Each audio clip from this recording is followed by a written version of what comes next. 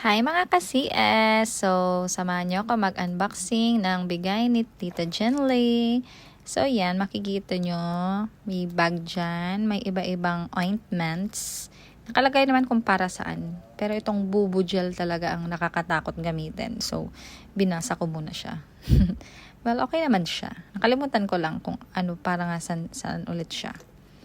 Balikan ko na lang kayo sa comment section if para saan yon. And yan, alam mo naman, halata naman sa mga kung para saan yung mga ointment na yon. Nakalagay hik-hik, ibig sabihin hiccups, ganun. Chuchu, ibig sabihin sa yung sa bahing.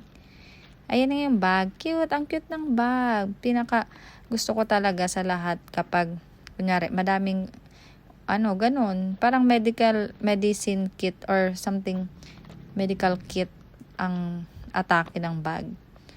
Hindi ko pa nga alam kung paano siya ilagay dati, nung una. So, ganyan pala siya. Suot-suot lang. Ang cute-cute kaya.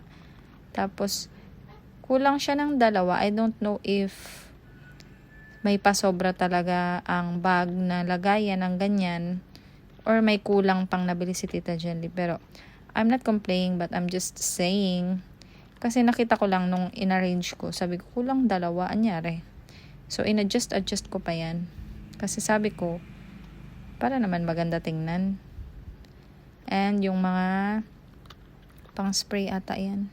Pang-spray. 4 din yan. Well, anyway, that's all lang naman.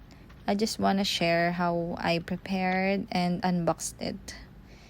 That's all mga ka-CS. Bye!